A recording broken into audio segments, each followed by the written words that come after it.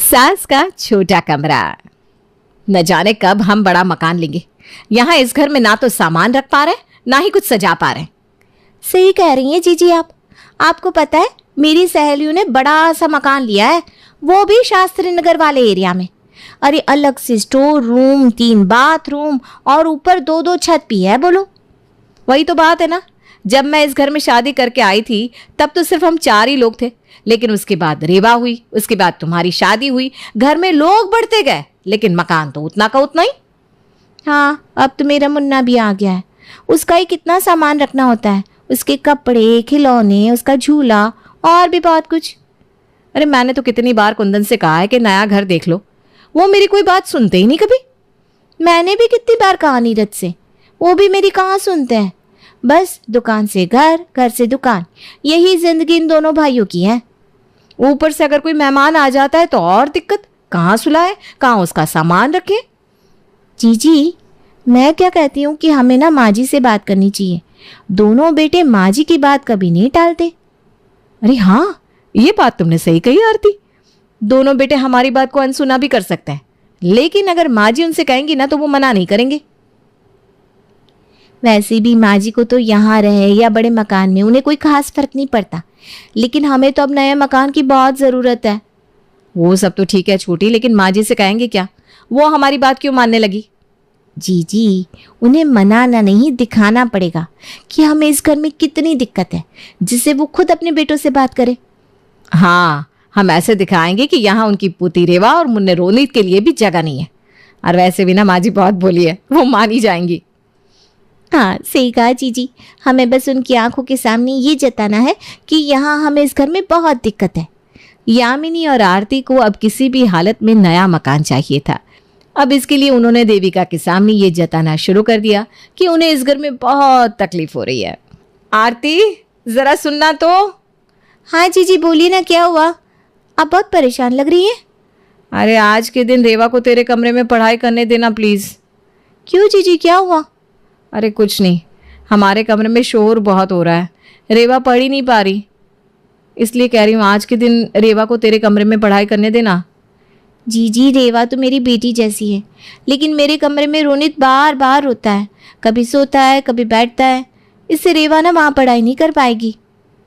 हाँ, ये बात भी सही है तेरी छोटी।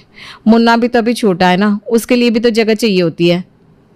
अरे दीदी, रात को भी इस मोहल्ले में बहुत शोर होता है, इसलिए रोनित सो ही नहीं पाता। बहुत परेशान हो गई हूँ मैं तो। हाँ, अब मुझे ही देख ले, रेवा भी अभी 5 साल की हो गई है, उसके लिए अलग से कमरा होता तो मैं उसे अलग से पढ़ा पाती, कुछ सिखा पाती, लेकिन अब क्या कर सकते हैं, जो है सो है। हाँ सही कहा जीजी, अब हमें एडजस्ट तो करना ही होगा ना।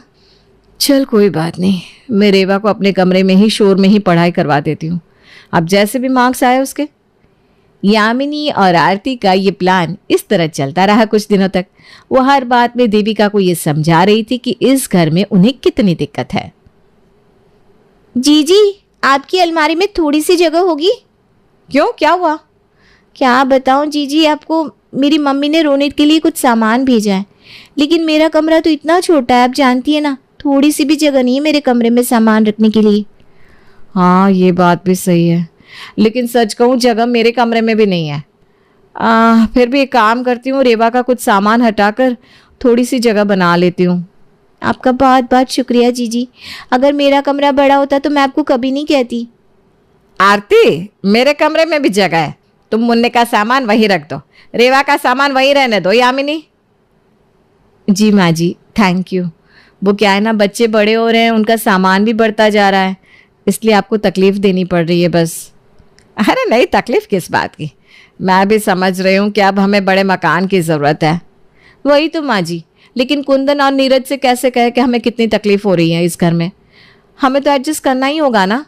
अरे नहीं नहीं, अगर दिक्कत है तो मैं उन दोनों से बात करती हूँ कि कोई बड़ा सा मकान देख ले जिसमें सब लोगों के लिए कमरे हो। आने वाले भविष्य में तो बच्चों को भी कमरा चाहिए होगा ना। जी माँ जी, अगर आप बात करेंगी ना तो वो दोनों आपकी बात कभी नहीं टालेंगे। हाँ माँ जी, आप रात को ही उन दोनों से ये बात कर लीजिएगा। ठीक है। यामिनी और आरती का प्लान अब जाकर कामयाब होने वाला था। देविका रात को अपने बेटों से बात करने वाली थी। अब देविका को और अपने पतियों को खुश करने के लिए यामिनी और आरती ने अपनी सास की पसंद का खाना बनाया। रात को जब सब लोग खाने के टेबल पर बैठे थे, अरे वाह, आज तो सब कुछ माँ आपकी पसंद का बनाया। चलो अच्छा, कभी कभी माँ की पसंद का भी खाना बनाया करो। अरे हम तो रोज ही माँ जी की पसंद का खाना बनाए, इतनी अच्छी माँ जी हैं हमारी। बाकी सासों को देखा है आपने कैसी होती है? हमारी माँ जी तो हमसे कुछ नहीं कहती। माँ तो पहले से ही कोमल स्वभाव की रही है। अच्छा अच्छा, बस भी करो मेरी तारीफ करना सब लोग। आज मुझे तुम दोनों से बहुत ज़रूरी बात करनी है। हाँ माँ, कहो ना, कुछ चाहिए क्या आपको? कोई तकलीफ हो तो मैं डॉक्टर के पास ले चलता हूँ। अरे नहीं नहीं, मुझे कोई तकलीफ नहीं है, लेकिन हाँ मुझे कुछ चाहिए ज़रूर। माँ, आपको हमने कभी ना कहा है क्या? आप बस बताइए आपको क्या चाहिए। तुम दोनों अब एक बड़ा सा मकान देख लो। इस घर में बच्चे बड़े हो रहे हैं, कभी मेहमान आ जाए तो जगह की कितनी कमी हो जाती है, बहुओं को कितनी तकलीफ सहनी पड़ती है। माँ, लेकिन ये मकान इतना भी छोटा नहीं है। हाँ, लेकिन अब लोग भी तो बढ़ गए हैं ना इस मकान में। मैं कह रही हूँ ना, इस मकान को बेच दो और दूसरा मकान देख लो। ठीक है माँ, हम कल ही नया मकान देखना चालू कर देते हैं। और हाँ, किसी अच्छे एरिया में मकान देखना, ठीक है? जी माँ, जैसा आप कहें। यामिनी और आरती एक दूसरे को देखकर मुस्कुरा रही थी कि अब फाइनली उनका सपना पूरा हो जाएगा और वो बड़े घर में रहने चले जाएंगे। वो दोनों तो अपने कमरे के लिए अलग अलग सजावट का सामान भी देखने लगी थी। देखना छोटी, ये कैसा है? अरे जीजी, ये गमला तो बड़ा ही सुंदर है ना? ये मैं अपने कमरे में रखूंगी। कुंदन और नीरज जो मकान देखकर आए ना, वो मकान बहुत बड़ा है। उसमें से 2 सबसे बड़े कमरे हम दोनों लेंगे। जीजी, मैं तो अपने कमरे में वो नेट वाले पर्दे लगाऊंगी, मस्त वाले। अरे मैंने तो सोच लिया है कि अपने बाथरूम में वो आजकल नया जो हाथ धोने का साबुन निकला है ना, महंगा वाला, वो रखूंगी। दीदी, मैंने भी सोच लिया है कि मैं अपने कमरे में आजकल वो गोल पलंग नहीं आता राजा महाराजाओं वाला, वो रखूंगी और सिल्क की चादर बिछाऊंगी उस पे। बस अब जल्दी से कुंदन और नीरज वो मकान का सौदा कर दे, इसके बाद तो हमारी चांदी ही चांदी है। हाँ, सही कहा दीदी। एक बार हम रहने चले जाए फिर तो पूरा घर हमारा है बस। कुंदन और नीरज ने एक बड़ा सा घर देख लिया था और इस घर की कीमत भी उन्हें अच्छी मिल गई थी। उन्होंने जल्द ही इस घर का जो भी जरूरी सामान था वहां रखवा दिया और उस घर में रहने चले गए। अरे छोटी, यहाँ के कमरे कितने बड़े बड़े हैं ना? हाँ जीजी, उस घर से तो काफी बड़े हैं यहाँ के कमरे। अरे हम दोनों ने तो अपने अपने कमरे ले लिए, अब माँ जी को कौन सा कमरा देना है? माँ जी को क्या जरूरत है इतने बड़े कमरे की? 2 जोड़ी कपड़े तो हैं उनकी और कोई सामान भी नहीं है।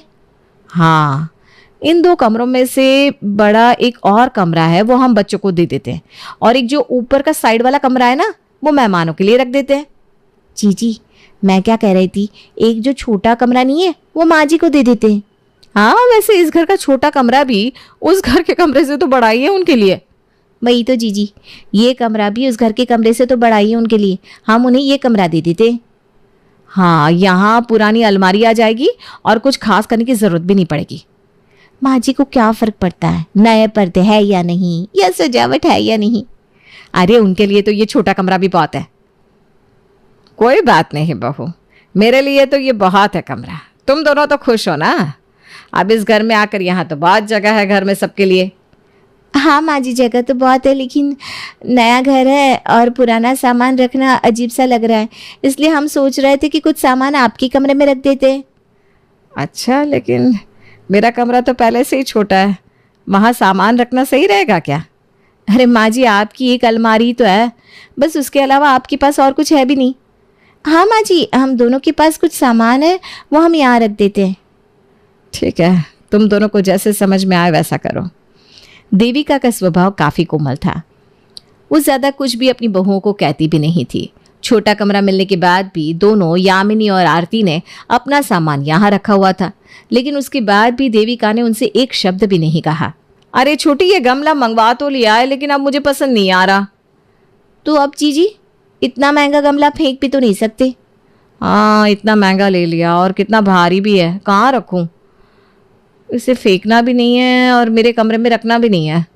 जी, माँ जी का कमरा है ना, वहाँ रख दीजिए उसे, फेंकना भी नहीं पड़ेगा और इसी घर में रहेगा। अरे वाह छोटी, क्या सुझाव दिया है। माँ जी का कमरा वैसे भी ऐसे ही पड़ा हुआ है, उनको क्या करना है अगर ये गमला वहाँ पड़ा रहेगा तो? जिस देविका की वजह से यामिनी और आरती को इस बड़े घर में रहने का मौका मिला था, उसी देविका के कमरे को उन दोनों ने स्टोर रूम बना दिया था। अरे मैंने कहा था ना, हमारा कमरा तुम्हारे कमरे से बड़ा है।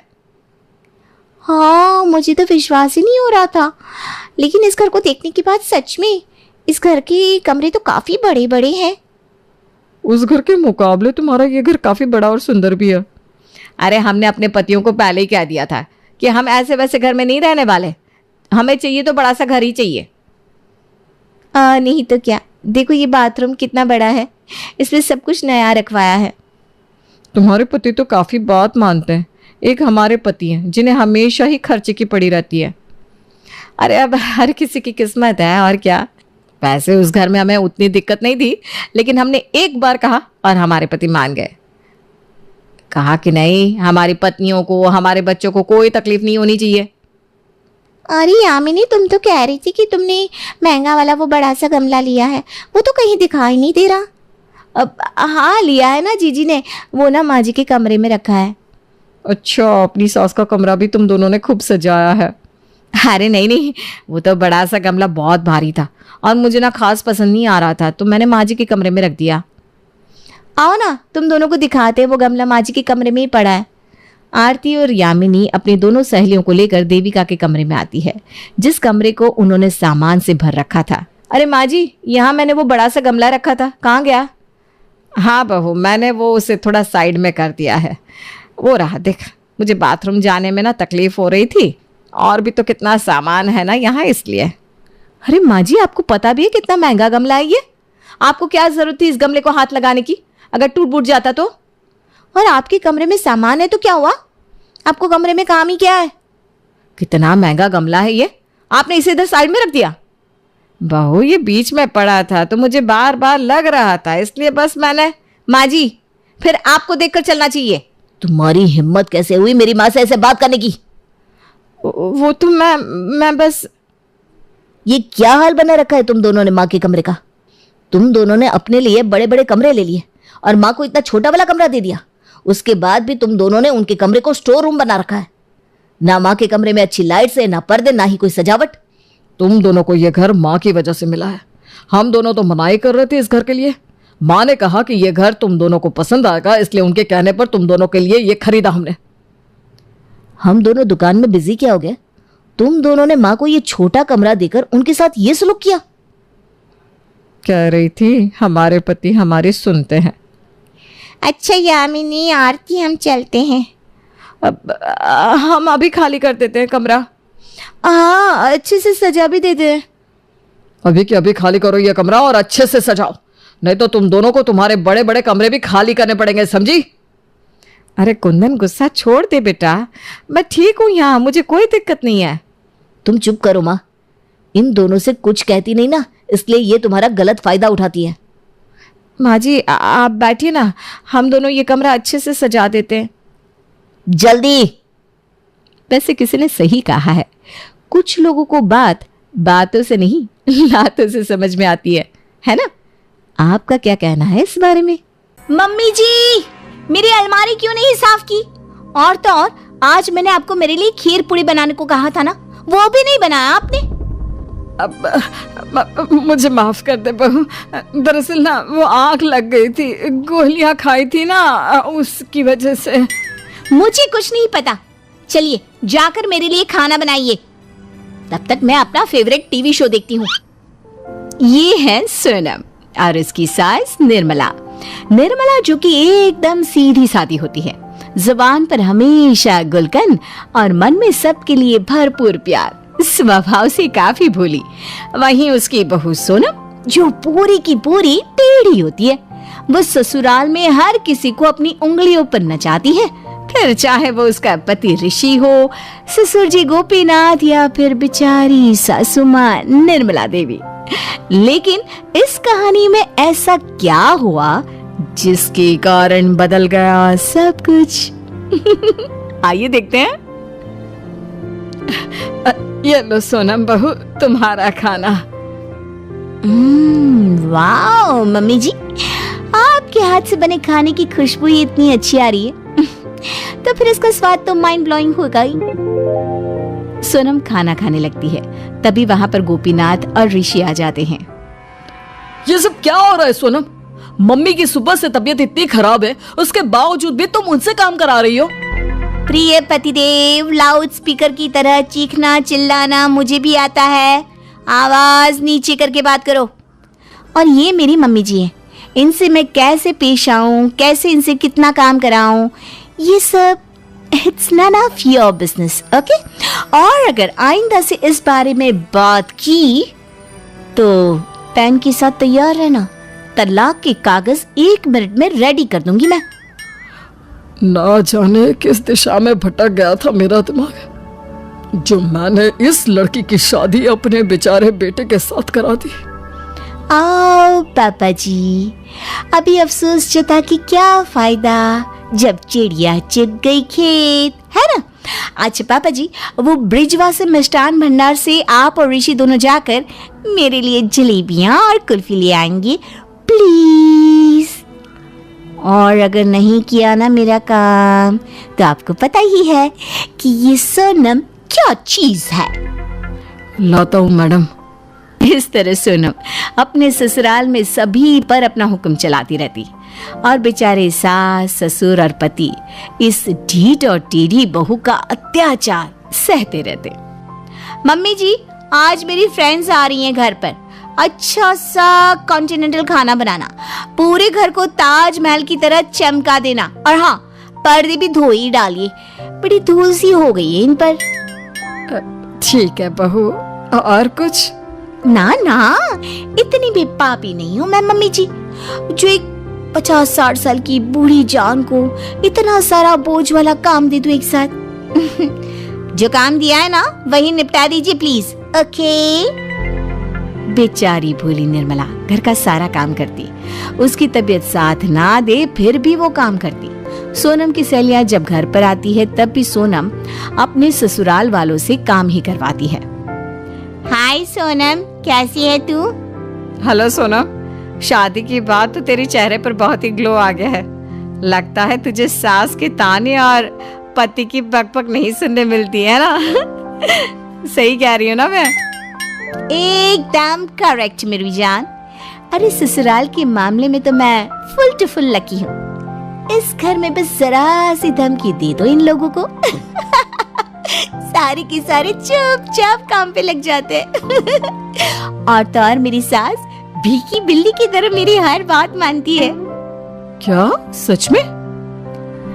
हमारे तो भाग ही फूटे हैं, लेकिन यार मुझे यकीन नहीं हो रहा, इतना भोला और डरपोक ससुराल भी कहीं होता है क्या? जहाँ हमारे लिए ससुराल जहन्नम है, इसके लिए जन्नत है भाई। नसीब अपना अपना। मम्मी जी, शरबत को रसोई से लाने गई हो या फैक्ट्री से? इतना टाइम लगता है क्या? और पापा जी, आपने मेरी फ्रेंड्स के लिए कुछ खाने को भी नहीं लाया? जाइए जल्दी से बाहर से स्नैक्स ले आइए। लेकिन बेटा, बाहर इतनी तेज बारिश हो रही है, मुझे झट से जुकाम हो जाता है ना। मैं ऑर्डर कर देता हूँ बेटा। ओफो, ऑर्डर करोगे तो उस डिलीवरी बॉय को इस तूफानी बारिश में आने के लिए 7 जन्म लग जाएंगे। आप ही चले जाइए, चलिए। पापा जी, जाते हो या नहीं? बेचारा गोपीनाथ तूफानी बारिश में भीग कर जाता है और सोनम की सहेलियों के लिए स्नैक्स लाता है। एक बार सोनम अपने कमरे में ऋषि से कहती है, ऋषि मेरे प्यारे प्यारे सुहाग, मेरे पैर में ना बहुत दर्द हो रहा है। आज दिन भर शॉपिंग मॉल में घूम रही थी ना, फिर शाम में आते वक्त मेले में भी घूमी, इसलिए इतनी सारी मेहनत करके पैरों की नसों की ना गांठ बन गई है शायद, इसीलिए दर्द कर रहा है। प्लीज जरा मालिश कर दो ना डियर। क्या बौखला गई हो क्या? मतलब? अच्छा, तो अब तुम्हें मेरे पाँव छूने में भी दिक्कत है? एक बीवी बराबर अपने पति का पाँव छूती है, करवा चौथ को व्रत रखती है, और एक पति। अरे नहीं नहीं, वैसी बात नहीं है सोनम। फिर क्या, ना चाहकर भी ऋषि को सोनम के पैरों की मालिश करनी ही पड़ती है। ऐसे ही अपनी इन बुरी हरकतों से सोनम ने निर्मला, ऋषि और गोपीनाथ के नाक में दम कर रखा था। एक दिन अचानक से गोपीनाथ अपने साथ एक नई नवेली दुल्हन को ले आते हैं जो उसी की उम्र की होती है। वेलकम करो चंद्रिका का। चंद्रिका को देखकर सभी चौंक जाते हैं। चंद्रिका? ये कौन है पापा जी? और आप दोनों के गले में ये वरमाला? पापा, आपने दूसरी शादी कर ली? हाँ बच्चों, मैंने दूसरी शादी कर ली। अब से ये तुम्हारी नई सास है सोनम। आरती की थाल लाओ और स्वागत करो इसका। ये आपने बहुत बुरा किया है जी, मैं आपको इसके लिए कभी माफ नहीं करूंगी। निर्मला रोते रोते अपने कमरे में चली जाती है। वहीं सोनम अपनी नई सौतेली सास के लिए आरती की थाल लाती है और उसकी आरती उतारती है। लेकिन अब कहानी पलट चुकी थी। जहां सोनम सब पर हुक्म चलाती थी, वहां अब चंद्रिका सब पर हुक्म चलाने लगी। आ बहुरानी, कहाँ चली सच सवर के? क्यों? आपसे मतलब? और वैसी भी मैं आपको अपनी सास नहीं मानती, क्योंकि आप मेरी सगी सास की सौतन हो। अच्छा जी, जरा घर के बाहर कदम रख के तो दिखा। नहीं तुझे दिन में तारे दिखा दिए ना, तो मेरा नाम भी चंद्रिका नहीं। मैं एक कुश्ती पहलवान के परिवार से आई हूं। 1 मिनट नहीं लगेगा, पूरे गांव की औरतें आकर तुझे धोबी पछाड़ कर देंगी। अब ये सुनकर तो सोनम डर जाती है कि क्या? अब चुपचाप से सारे घर का काम कर। 56 भोग बना, पूरे घर को साफ कर, छत पे पापड़ सुखा और बाजार जाकर राशन और सब्जियां भी ला देना लगे हाथ। इतना सारा काम? हाँ तो अब कोई आनाकानी ना करना, चुपचाप फटाफट से सारा काम निपटा देना। हाँ ठीक है। सोनम घर का सारा काम करती है और अपनी नई सास चंद्रिका की सेवा में जुट जाती है। चंद्रिका उसे अपनी इशारों पर नचाना शुरू करती है। बस अब और साफ सफाई नहीं होती मुझसे। हे भगवान बचा लो, ये कौन सी नई आफत आ गई घर में। मेरा तो जीना दुश्वार हो गया है। इससे अच्छा तो मेरी पहले वाली सास ही थी। निर्मला मम्मी जी की ही इतनी सेवा करी होती तो एक वक्त पे वो भी चल जाता। निर्मला और चंद्रिका दोनों सौतन जब जब घर में आमने सामने आती तो वो बहू के सामने एक दूसरे से बात तक नहीं करती। चंद्रिका गोपालनाथ, ऋषि और निर्मला से ठीक से पेश नहीं आती। चंद्रिका जी, मुझे टीवी का रिमोट दे दो ना, मुझे मैच देखनी है। नहीं, मैं नहीं दूंगी। फिलहाल सास और बहू दोनों की कहा सुनी हो रही है, मुझे ये सीन देखना है। अरे लेकिन मेरी मैच भी तो इम्पोर्टेंट है। मैंने कहा ना, ये कैसा लड़का है आपका गोपालनाथ जी? ढीठ है एकदम और तमीज भी नहीं है। मुझे आंटी चंद्रिका जी कह रहा है। होगी भी कैसे जब माँ ही ऐसी है तो। और बहू तो बस पूछो ही मत, बहू तो एंटिक पीस है बिल्कुल। अपने और अपने परिवार की बुराई सुनकर सोनम गुस्से से बोल पड़ती है। ओ चंद्रलोक से आई हुई चंद्रमुखी चंद्रिका, अपनी जुबान को ना जरा काबू में रखो, समझी? एक तो मेरे नाक में दम कर रखा है काम करवा करवा के, ऊपर से मेरे परिवार से इतनी बदतमीजी से बात कर रही हो। आज से मैं तुम्हारा कहा हुआ कोई काम नहीं करूंगी। मैं सिर्फ अपनी निर्मला मम्मी जी का ही कहना मानूंगी। Mummy ji I love you, छप्पी पाओ आओ। तभी सभी हंसने लगती हैं और सोनम ये देखकर सोच में पड़ जाती है। क्या हुआ, आप सब हंस क्यों रहे हो? बेटा, मैं कोई तेरी सास की सौतन नहीं, बल्कि तेरी मौसी सास हूँ, यानी कि निर्मला की बहन। और ये सब तो एक नाटक था। ये सुनते ही सोनम की होश उड़ जाते हैं। तुम्हें ये अंदाजा दिलाने के लिए कि तुम कितनी गलत थी। हमें पता था कि तुम में भी दिल है और वक्त आने पर वो दिल भी बोले और तुम्हारा घमंड और अकड़ पीछे छूट जाए। आई एम सो हैप्पी कि तुमने अंत में मम्मी को चुना और तुम्हें हमारी कीमत महसूस हुई। सोनम भावुक हो जाती है। मुझे माफ कर दीजिए और शुक्रिया, इस नाटक के जरिए ही सही, लेकिन मुझे सबक तो सीखने मिला। अब मैं मेरी सास, मेरे ससुर या मेरे पति तो क्या, किसी के भी साथ बदसलूकी और टेढ़ेपन से व्यवहार नहीं करूंगी। हर किसी के साथ खुशी से और प्यार से रहूंगी। इस तरह सोनम सुधर जाती है और पूरा परिवार खुशी खुशी एक साथ रहने लगता है।